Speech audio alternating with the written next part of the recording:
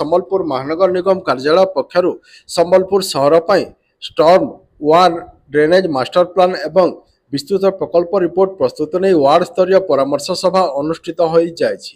ମହାନଗର ନିଗମ ଅନ୍ତର୍ଗତ ୱାର୍ଡ ନମ୍ବର 22 ପାଇଁ ମୋଦିପଡ଼ା ପରିଚୟ ଗୃହଠାରେ ସମ୍ବଲପୁର ମହାନଗର ନିଗମ କାର୍ଯ୍ୟାଳୟ ପକ୍ଷରୁ ଏହି ୱାର୍ଡ ସ୍ତରୀୟ ପରାମର୍ଶ ସଭା ଅନୁଷ୍ଠିତ ହୋଇଥିଲା। ଏଥିରେ ମହାନଗର ନିଗମ କାର୍ଯ୍ୟାଳୟ ପକ୍ଷରୁ ଏହାର ଯନ୍ତ୍ରୀ ଏବଂ ବିଭିନ୍ନ ବରିଷ୍ଠ ଅଧିକାରୀମାନଙ୍କ ସମେତ ସ୍ଥାନୀୟ ଅଞ୍ଚଳ ବାସିନ୍ଦା ମଧ୍ୟ ଉପସ୍ଥିତ ଥିଲେ। ଏଥିରେ ଡ୍ରେନେଜ ମାଷ୍ଟର ପ୍ଲାନ ଓ ବିସ୍ତୃତ ପ୍ରକଳ୍ପ ରିପୋର୍ଟ ନେଇ ସ୍ଥାନୀୟ ଲୋକଙ୍କଠାରୁ ବିଭିନ୍ନ ପରାମର୍ଶ ମଧ୍ୟ ଗ୍ରହଣ କରାଯାଇଥିଲା।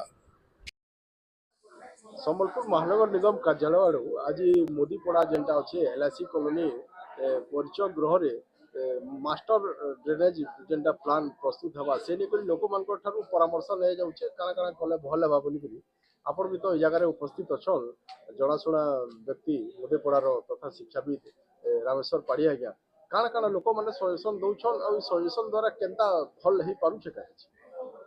এটা তো গোটে অভিনন্দনীয় प्रोग्राम जो जो जगार पानी जाऊना कि पानी वाटर लगिंग होची एवं जो ड्रेनेज नहीं से सबू जिनस को जदि से ठीक हिसाब से हृदयंगम करी एवं विजिट करी से स्थान मान को जदि ड्रेन करेंगे ताहले लोक मानकर उपकार हेबो लोक माने उपकृत हेबे।